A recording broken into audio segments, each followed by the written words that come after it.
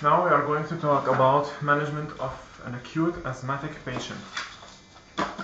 First thing, in the management of an acute asthmatic patient or the management of any acute illness, first thing is the ABC. First thing, I have to secure the airway of the patient. Okay, secure the airway of the patient. Check for the airway of the patient is having any foreign body in the patient.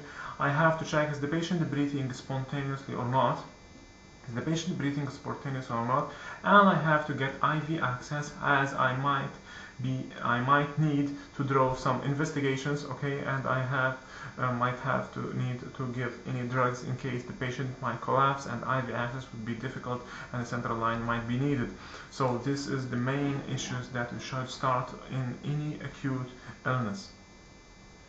And meanwhile, during doing these things, I have to start with oxygen plus salbutamol, and this salbutamol will be 5 milligrams plus ipratropium bromide.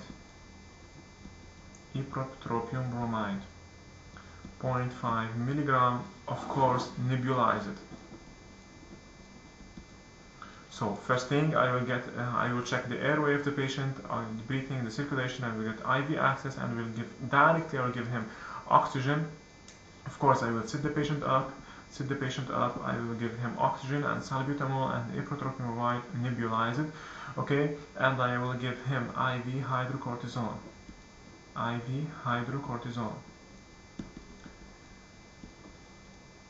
Or oral prednisolone.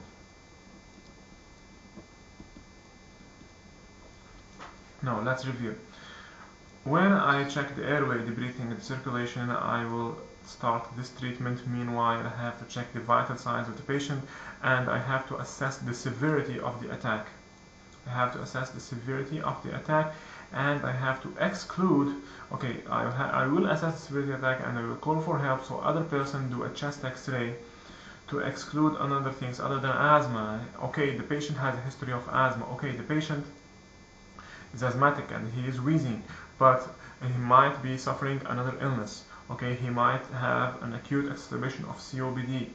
He might have a pneumothorax. Okay, a pneumothorax. Might have a pulmonary edema. Okay, so all those should be excluded. So a chest X-ray is mandatory. Okay, I will check the severity if the patient is tachycardic. Okay, and if the patient is tachypneic.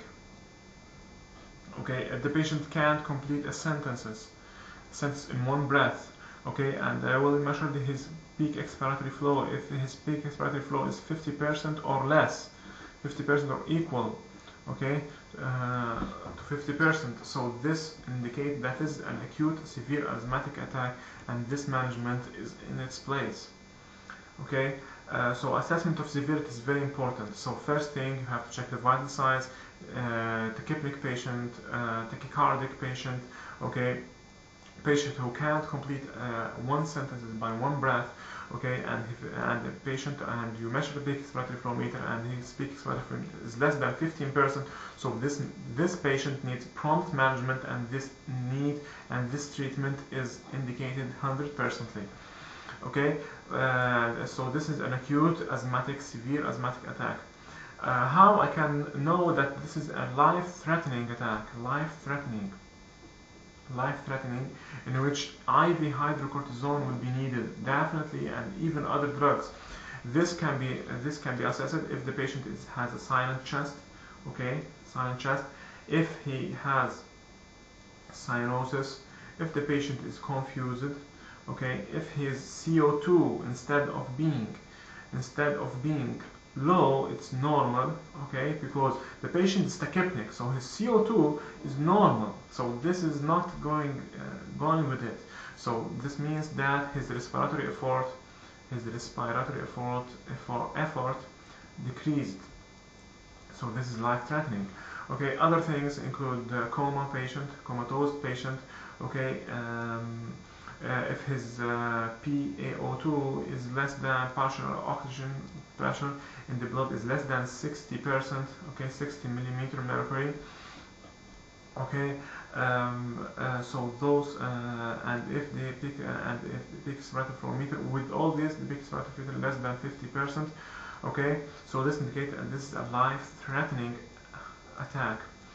Okay, but if the CO2, only the CO2 is high, this indicates you should admit this patient to the intensive therapeutic unit and ventilation is needed.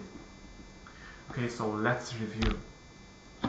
A patient enters to the casualty, he is breathless, he is wheezing. Okay, his mother is with him, or his friend, or anything, or his husband, and the patient tells you that the patient has history of asthma and he has now an acute exacerbation. What you are going to do? First way, I will secure the airway and the breath and breathing and the circulation. The second thing, I will start immediately nebulized oxygen with salbutamol 5 mg and 0.5 mg ipratropium bromide, and I will do a chest X-ray to exclude pneumothorax, acute severe pulmonary edema, acute exacerbation of chronic obstructive pulmonary disease. I have to exclude those, okay, by the chest X-ray. Then I will get blood, okay, for a full blood count, urine and electrolytes, especially potassium, because it will be needed as salbutamol and theophylline lead to hypokalemia, and I will do liver function test and renal function test, okay, for the drugs and for any comorbidity.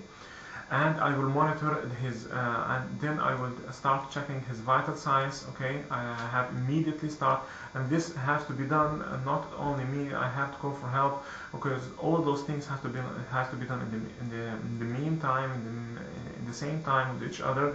Okay, so I have to check the vital signs. I have to check the temperature. Is it an exacerbation by an infection, respiratory infection due to an exacerbation of asthma? Okay, I have to check the respiratory rate of the patient. I have to check the pulse. Okay, because all these will help to assess the severity of the asthmatic attack. Okay, so I have to assess the severity. I have to assess the severity. Is it a severe attack and continuous treatment and any added therapy will be needed, or this is enough, or this is overwhelming? Okay. So I have to assess this, and this is done by talking to the patient, trying to calm the patient, sitting up the patient and trying to talk to him. Can he complete a sentence by one breath? Okay, if he can't complete a sentence by one breath, if he's tachycardic and tachypnic and his peak respiratory flow is less than or equal to 50%, this indicates this is an acute severe asthmatic attack. Okay, and prompt treatment should be continued. Okay, and but if the and when you auscultate the chest, if his chest is silent, okay, or the patient is cyanosed, or he's confused or comatose, or his respiratory effort is decreasing, or his CO2, when you do an arterial blood gas, his CO2 is normal. Okay, and peak respiratory flow volume is decreasing, so this is a life-threatening attack, and IV hydrocortisone should be commenced, or prednisone 40 to 50 mg orally. Okay, and I will check the patient every 5 to 15 minutes. Okay, after 15 minutes, if there is no improvement, okay, I will continue, of course, I will continue with the nebulized salbutamol and ipratropium bromide. I will continue with the hydrocortisone, and I will add magnesium sulfate, which is a bronchodilator.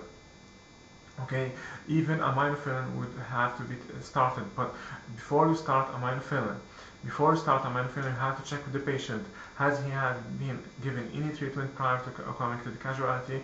Okay, and you have to attach to him an echocardiography and check urine and electrolytes, especially the potassium, because aminophylline has a precipitation leading to arrhythmia and leading to hypokalemia, so those two have to be assessed. Okay, and frequent monitoring of the patient should be prompted.